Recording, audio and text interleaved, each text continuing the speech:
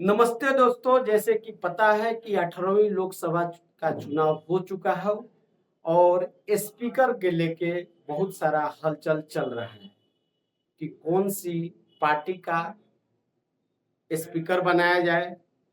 Speaker का बोला जाता है, लोकसभा अध्यक्ष जो होते हैं वो किसी पार्टी का सदस्य नहीं होते हैं। इसमें आप थंबनेल के माध्यम से आपको दिखा रहे हैं कि विपक्ष में कौन कौन सी पार्टी, कौन कौन से आदमी।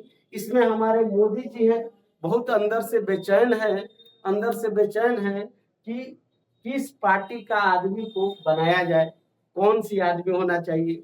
इसमें बहुत सारा भूमिकाएं है। इससे पहले हम छोटा सा पहले जाके हम बात करेंगे कि जो लोकसभा का चुनाव हो चुका है, 18वीं लोकसभा, ये हम पीछे चल जाते हैं कि जब हमारे देश अंग्रेजों को गुलामों से, जंजीरों से जब आजाद हुआ था, आजाद होने के बाद एक संविधान बना था। तो जो भी विकसित देश थे पश्चिम देशों का, वो सोच रहे थे कि इतना बड़ा संविधान को ये भारत देश कैसे चलाएगा, इसमें कैसे विपक्ष होंगे, कैसे पक्ष होंगे, कौन से आदमी होंगे।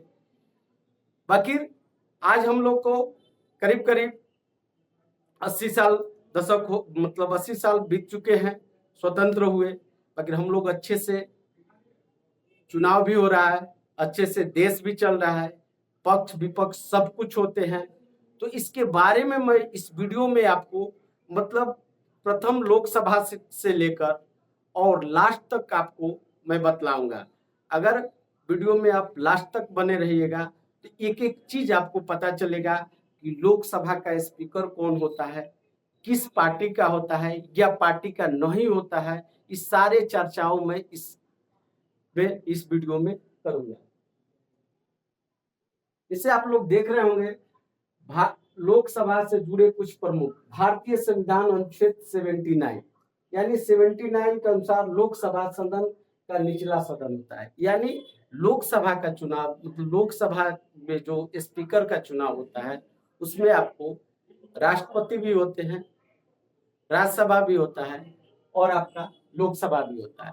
बाकी लोकसभा में इसमें क्या होता है, 79 के तहत लोकसभा सदन का निचली सदन होती है। लोकसभा व्यस्त मताधिकार के आधार पर प्रत्यक्ष चुनाव द्वारा चुने गए लोगों को प्रतिनिधि, यानी आप जो प्रतिनिधि चुने हैं, जो संसद चुने हैं, उसके द्वारा ही लोकसभा का स्पीकर का चुनाव होते हैं। जिसे हम लोग अपना प्रतिनिधि 550 लोकसभा सदस्यों की अधिकतम संख्या कितना निर्धारित की गई है, 550 निर्धारित की गई।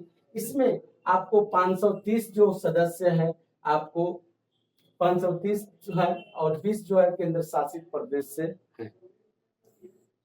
आगे हम लोग चलते हैं।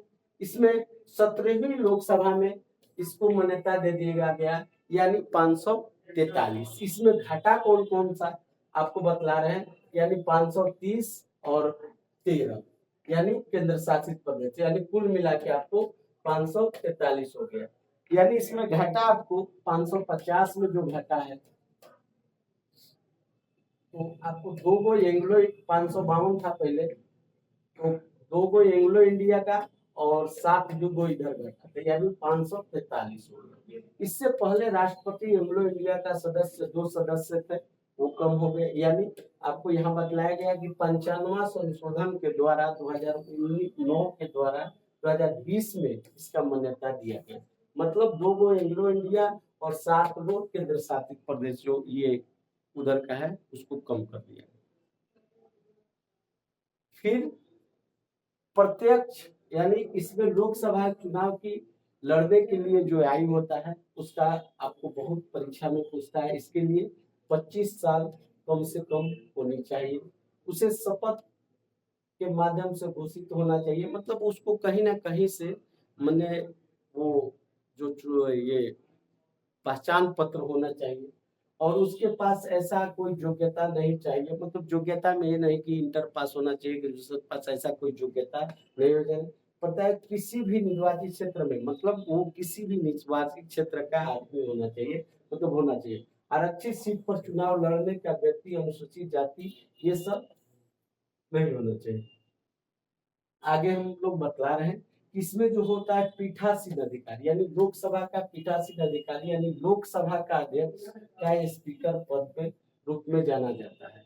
यानी प्रथम लोकसभा अध्यक्ष के बारे में बात करें तो आपका जीबी मालवीय, आप देख रहे होंगे कि प्रथम लोकसभा अध्यक्ष कौन थे, जीबी मालवीय। इसमें आपको लोकसभा में निर्वाचित सदस्य अपने बीच अध्यक्ष का चुनाव करते हैं।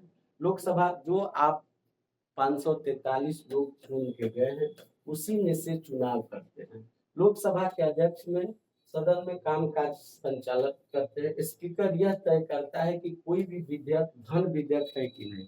धन विधेयक के बारे में पता करते हैं, 110 धन विधेयक होता है। वो सदन के अनुशासन और मर्यादाओं को बनाए रखने के लिए और कानून को संबंध में किसी भी सदस्य को अनुसूचित व्यवहार के लिए उनको निलंबित कर सकता है। वे नियमों के अनुसार अविश्वास प्रस्ताव, प्रस्तावना, निंदा प्रस्ताव, ध्यान प्रस्ताव, ये सब के माध्यम से कर सकते। वरीय क्रम में लोकसभा के अध्यक्ष भारत के मुख्य न्यायाधीश के 6वें स्थान यानी 6ठे स्थान पर होता है। पारित किए गए सभी विधेयक को राज्यसभा विचार के बाद उसे भेजने के लिए स्पीकर का हस्ताक्षर, यानी जब हर जगह से होगा तो स्पीकर का हस्ताक्षर होगा तो माना जाएगा।